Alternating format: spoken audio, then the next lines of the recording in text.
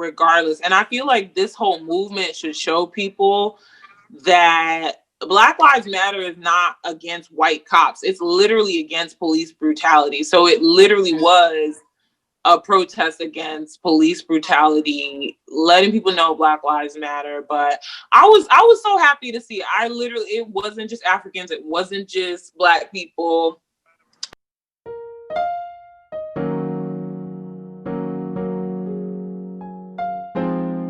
Up, everybody. Thank you for joining us. This is Girlfriends with Girlfriends. And if you guys have been with us for the past 3 weeks or so, we are talking about every single episode of Girlfriends from start to finish. We are on season 1 right now.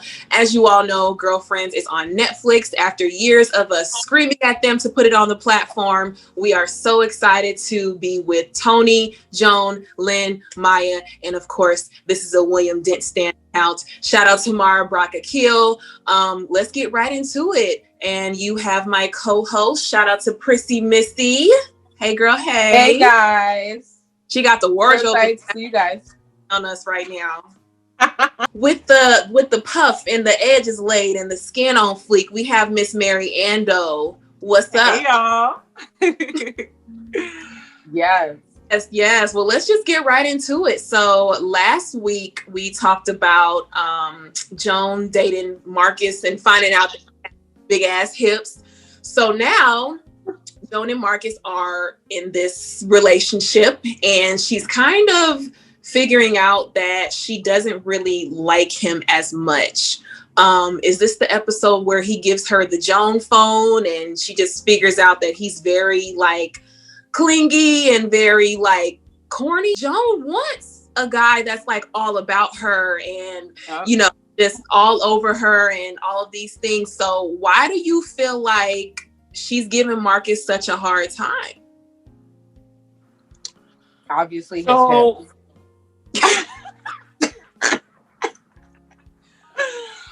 I do think it's the hips, but I also think, and I said this last week, I promise you, she continued to date Marcus after the hips to like stick it to Tony, I feel like, because Tony was like, call her a hypocrite in their conversation, like when they were talking about like, I guess, deal breakers and stuff. And she's like, well, I'm going to show you. So I feel like she wants this, but she knows or doesn't want to admit to herself that like, okay, maybe I am a hypocrite. Maybe like, Joan likes to think of herself as like, I don't want to say she would like to think of herself as perfect, but she likes to think of herself as like always doing the right thing. Mm-hmm. And if you're always doing the right thing, then that means that you wouldn't turn somebody down just because of a physical, like because of their physical. Mm-hmm. So I think that's the only reason. It's like, it's always like what looks right to Joan. So I feel like, yes, she wanted that, but because she knew deep down, like to Priscilla's point about the hips, she just didn't want to admit to herself like, okay, I don't like him because of a physical attribute. Last time he had a good job. He had a house, like he had money. He really liked her. He was sweet to her. Mm-hmm. He gave her little corny jokes and he gave them right back. So I'm like, okay, y'all are corny with each other. So it's just like, why are you giving him such a hard time, or why do you want to find all of the things that you find are wrong with him? And you know what it is? Joan likes drama. She likes the chase. She doesn't really like men who like her first. I think I agree. She wants the drama initially, and then she kind of wants to settle into a cushy relationship or a good life. Yeah. But notice all her other relationships always start with drama. And the one where it didn't start with drama, she was like, what is this? I don't like it. Like, girl, just take the phone, take the house, and get somewhere and sit down. Help him with his girdle. Your hips ain't small either. Just enjoy your relationship. But I think Mary's right. I think she felt like she had to prove something to, the rest of her friends, especially after Tony made the comment about her blind date being too black. She didn't want to feel like, oh, I don't want to date him because his hips are too big. Tony sounds ridiculous. It's always a or a tit for tat with Joni and Tone. And we start to see it with those little instances. And I think, especially with that, we didn't notice that when we were younger.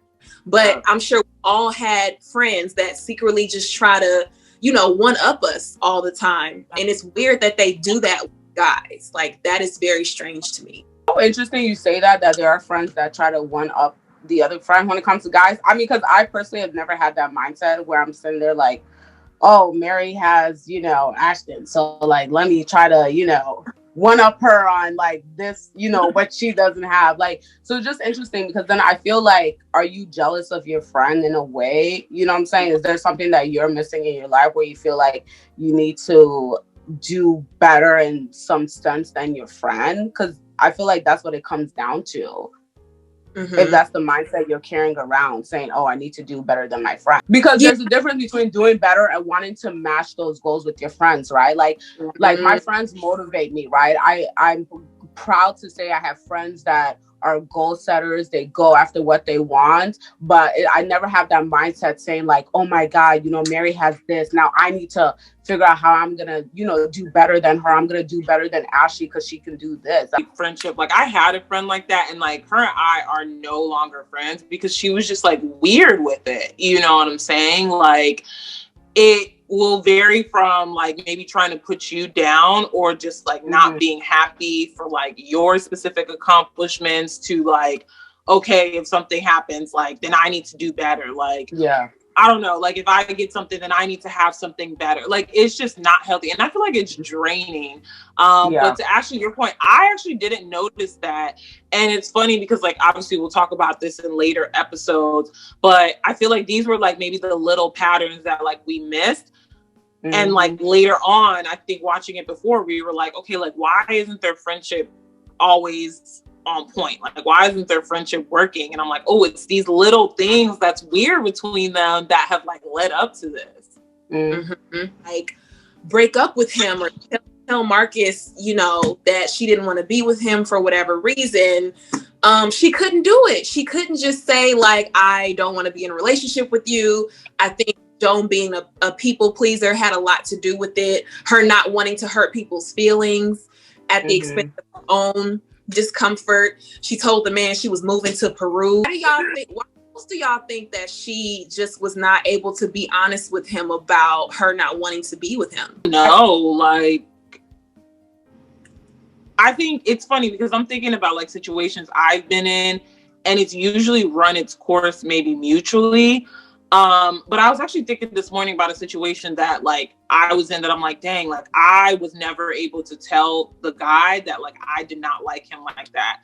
And I was trying to rack my brain like why, there are nice ways to do it, but I feel like in those situations, like you're not emotionally healthy or emotionally developed enough to be able to do that. And it may come from people not doing that to you. Because if you look at Joan, these will come up later, but like some dudes most of her dudes were never honest with her, like up front when they didn't want to be with her anymore. Like so she's just always been stuck in this vicious circle of like, well, no one's ever given her that straight up honesty.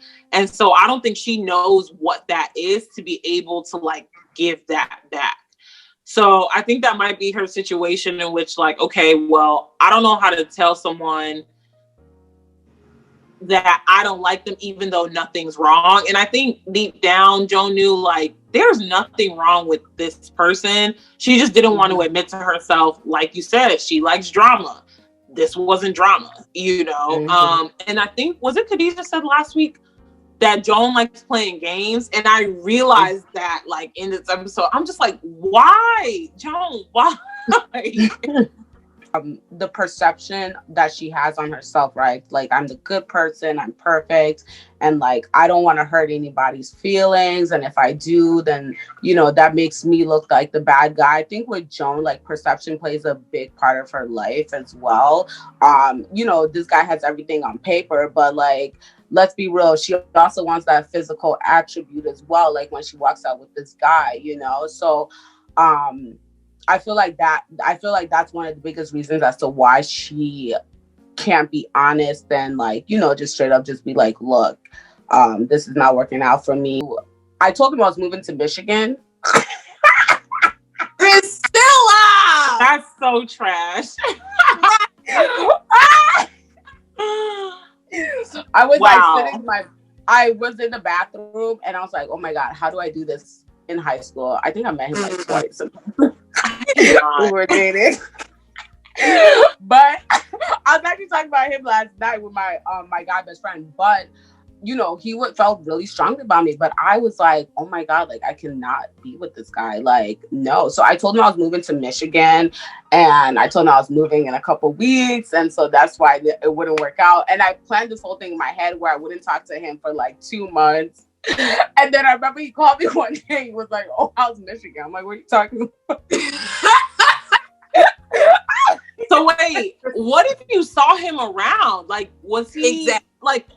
No, my parents were just way too strict. I never went out anyway, so I knew I wasn't gonna like just see him. The only way I would have seen him was, the only thing is my best friend had to be very careful and pretend like I wasn't in Chicago anymore because she was dating his cousin, and so I couldn't go out with her. Others into your lies. And girl, you know what? She was the queen of lies, and honey, she went along with it. Ooh, the ghetto. The ghetto. I feel like life is so funny that like when we do stuff like that, that's when like you see the person out or like you see them on accident. Like I would be, I don't know, the move lie is just too much for me. I would have to think of something else. I think like it was hard. I mean, I think because like I like the mindset, like my parent, like I could never go anywhere, you know? So I was like, the chances of me like seeing this guy out was like gonna be very rare. I knew unless I was with my best friend and she was with her man, like there was no way, you know, he was gonna know. And I was like, and the only way he would know is if she told her man, like, hey, she's, you know, I just saw her. So I mean, that was the only way. We had to be careful about that. But other than that, I mean, am I a horrible person? I feel bad. I mean, looking back, but then again, I was in high school, so y'all can't even hold. Yeah, you were young. I was young. You know, I mean, would I do that now? That's a little drastic now because I mean, I'm all over the internet. That's a lot to do that now. And for me, like I always have this thing in the back of my head because it's happened to me so many times that like you never know when you're gonna run into people again or like I even need people. So like when I'm about to do something like shady, I think about, I'm like, do I have the, like, what if I need this person again? You know what I'm saying? Or what if like, you never know, like opportunities come and like people that you either treated away in the past, like it always comes. I've seen it so many times, like, and it's happened to people I know where they've treated people badly and then come to find out like years later, like they were interviewing with that person or like it's just awkward. So no, high school I get it, but now I'm like really careful about like oh yeah, I'm very I definitely believe you definitely have to treat people right. I mean, we stayed friends, me and him stayed friends into like college. You know, I see you trying to get to know what's her name in there, and it's like, you know, that's eating me up. Okay, so she wanted to break up with him. She couldn't. She tried to have her friends like say bad things about her. Like, what did Maya say?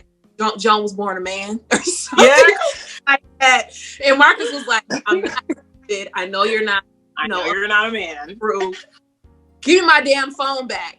At that point, Joan was like, why is this turning me on? She loves drama. When he stood up, you know, got his hips together and said, give my phone back, you playing games. Then she wanted to give him some booty.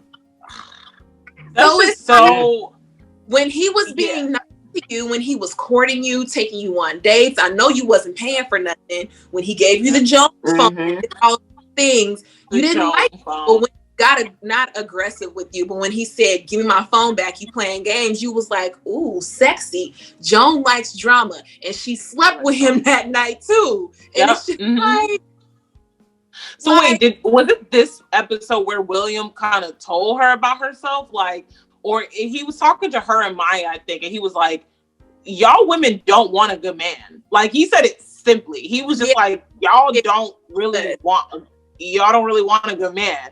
And they were like, huh, what you talking about? Joan was like, yes, I do. And he was like, no, because if you wanted a good man, like, this is literally Marcus. And like, yes, to your point, like, I didn't even peep that. She just thrives on like the chaos and just cannot be calm.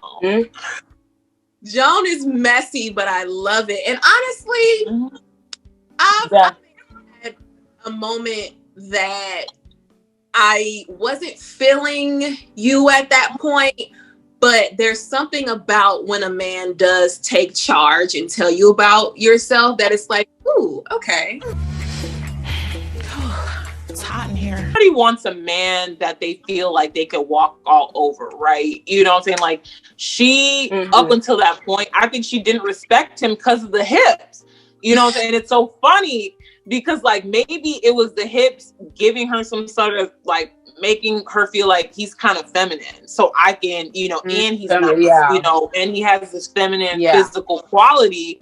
So when he kind of like, unfortunately, it's like gender roles and stereotypes. So when he kind of like bucked up and was like stern with her, then she's like, oh, okay, he's a manly man, you know, even though he has hips. So yes, Joan is dramatic, and she really, I'm starting to realize Joan really puts herself in all the situations she finds herself like crying over. Like, it really be her. I didn't even correlate with Joan not respecting him and thinking of him as feminine because he had hips.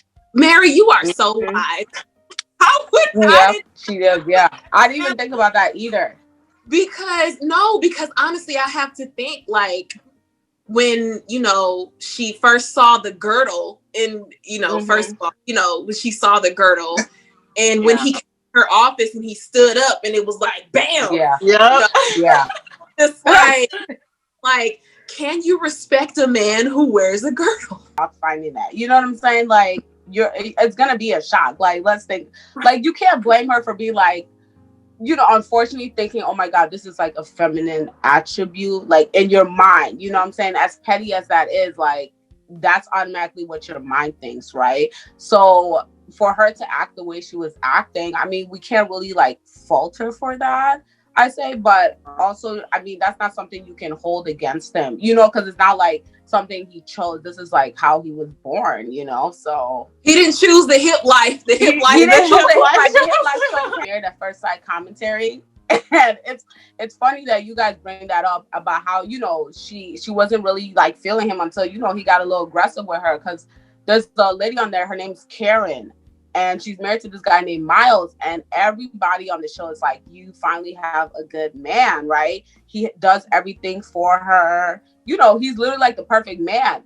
But she has said many times, oh, because, you know, he does things a certain way, he's too feminine. That's like automatically like kind of what has been turning her off from him. And she isn't able, we're noticing that she doesn't appreciate the good things that he's doing for her because her mindset is automatically call him feminine. And it was interesting because the pastor had brought up a point like, you keep bringing down this man and, you know, making, you know, suggestions that he might be feminine. So how do you feel like, as far as his self-esteem, you don't even realize you are breaking this man's masculinity because you fail to realize that, you know, what is masculine, you can't appreciate it because in your mind you're automatically calling him feminine. You're thinking certain things are feminine when it's not even feminine. It's crazy because if you flip it, there are certain characteristics that like women get made fun of too that like aren't right as well. Because it's just like, okay, everybody has different body types. Like, I've been on social media and I see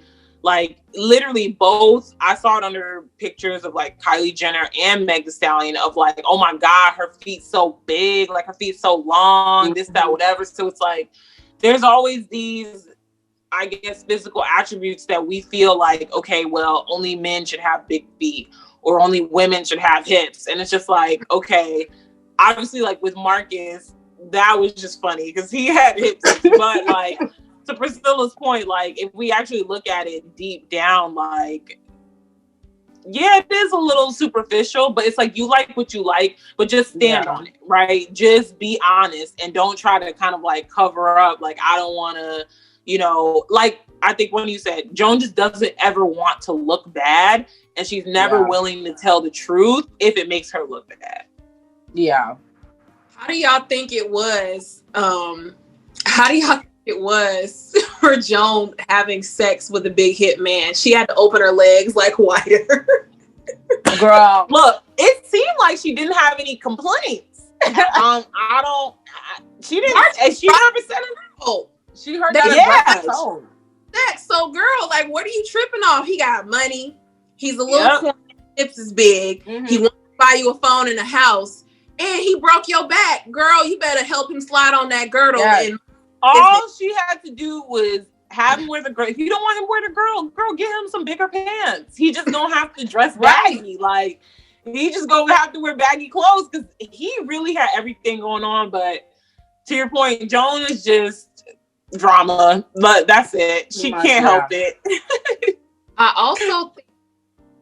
also think Joan is used to or wants to be the only one in her relationship that's kind of like corny a little bit. I think Joan wants a guy with a little swag, because if you look at all the other she's dated, they kind of just accepted her for being her, like her quirky, her corny, her extra stuff. And when Marcus was kind of like that, she was like, okay. You know what I'm saying? Like, I feel like she wanted somebody to kind of balance her out. And she wanted to do it with a little swag. And it wasn't Marcus' fault that he wasn't that guy. And I feel like she should have handled it a lot better. But it's on, and we wouldn't love her if she did everything right. So, that's true. In the episode, what was kind of the conclusion? Like, they had sex again, and he was like, "Give me my phone back," and she was like, "It's not gonna work this time."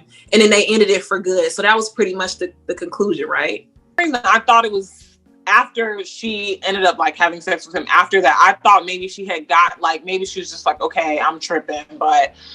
I mean, to, I guess, just wrap up what we've been talking about, it seems like Joan doesn't, I think you said she wants somebody with a little swag, but like, I don't know. There's something Joan also wants from men that's like, I don't want to say she doesn't want a nice guy, but like, he was just a nice guy that just wasn't for her.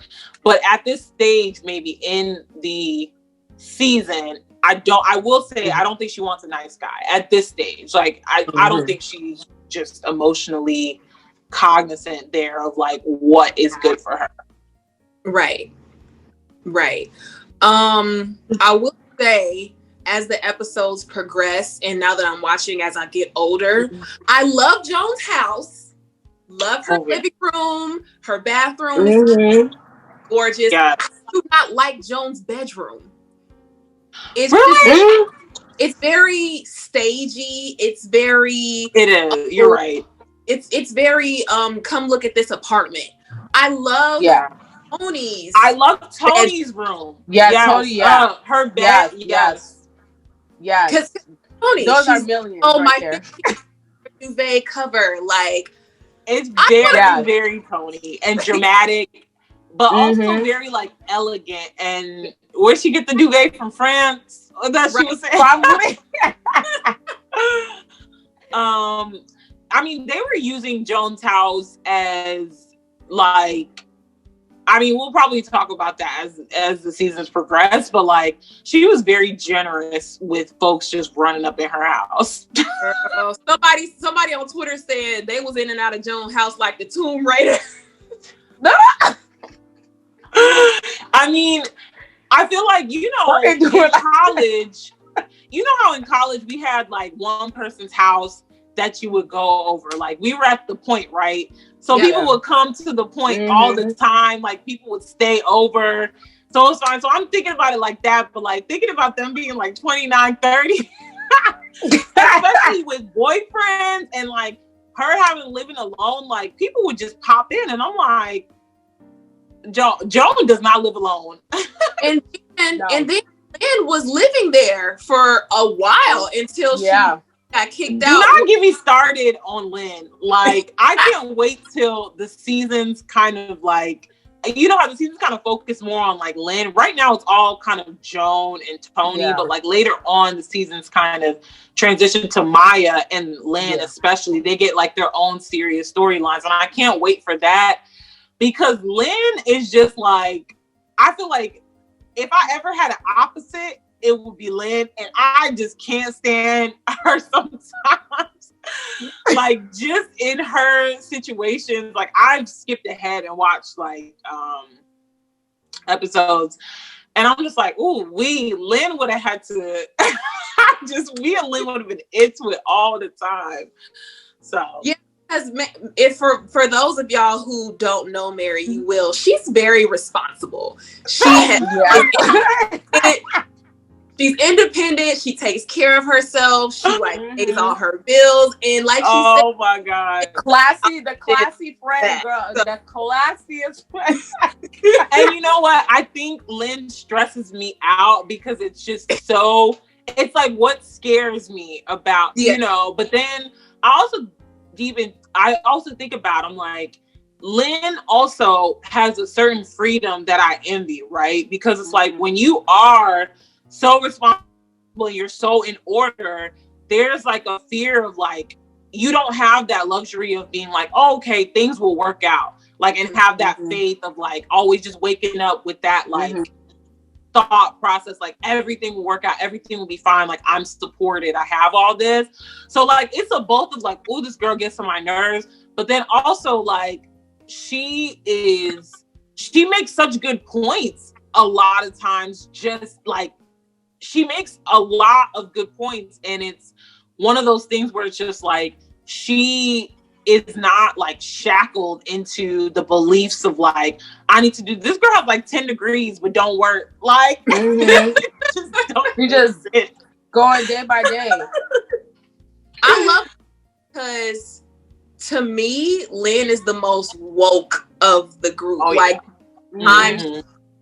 Somebody will just say something completely ignorant, mainly Tony. And she will just be like, you know, she uses those degrees, and she's like, actually, give it up for Persia White. That body, she is beautiful. She is, oh my gosh. I love the tribal tattoos she has.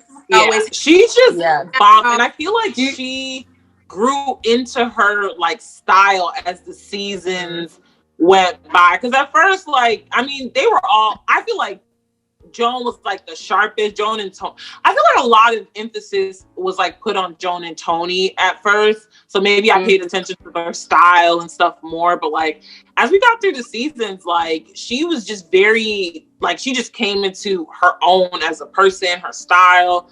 But yeah, no, I'm excited for like the further seasons. Well, that was fun.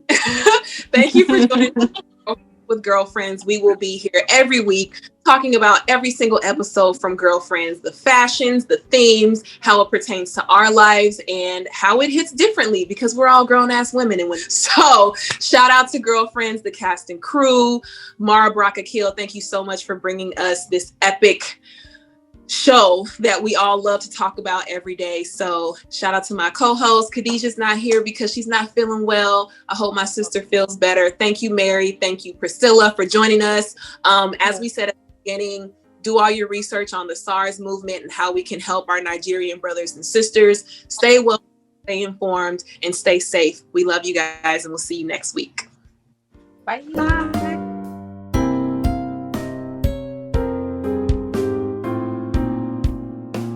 Can we do as African Americans to help with everything that's going on in Nigeria as far as ending SARS? What can we do? I honestly think it's just about maybe taking the initiative to just like read up on things, because at the end of the day, like we're not on the ground there. And like, I think to your point earlier, like we're dealing with that shit here too. But I think because, like you said, we have connections, like some of our best friends are Nigerians. Like we have Nigerians in our circle. We have Namibians. There is a crisis going on in Cameroon. Like there is just so much going on in Africa. And then I think in the summertime when like George Floyd kicked things off with like the protests. Like Africa was lit up, you know, for the States. Like they were protesting, they were in the streets as well as other countries. And so like, I don't ask anyone to do what is uncomfortable for them. For me, it's like educating myself. If you have the means to donate. If you don't have the means to donate, just read up on what's going on so you can be informed and so you can know what's going on. I think my only thing is like people just completely ignoring it. Like, okay, there's nothing going on, but 2020 is a hard, like we have so much going on personally, work lives, family, like it's a lot to take on everything that's going on in the world. So I wouldn't even recommend like, you know, immersing yourself in it if you just can't do it. But as long as like you're aware of what's going on, not just where you are, but like what's affecting Black people in other places, then that's the least you can do. Right. Absolutely. Our hearts and our thoughts out to everyone in Nigeria, whether you've been affected by it or if you've just been exposed to it. Like we said, read up on it, educate yourself, and most importantly, take a break from it if you need to, because we have been exposed to a lot this year. 2020 is kicking our ass. 2020 got hands. You know, we just gotta push through it. Just be there for each other. So definitely our hearts, everyone in Nigeria, and we will continue to keep you guys updated with anything that we learn. You know, just so everybody is aware and we can just figure out ways to help.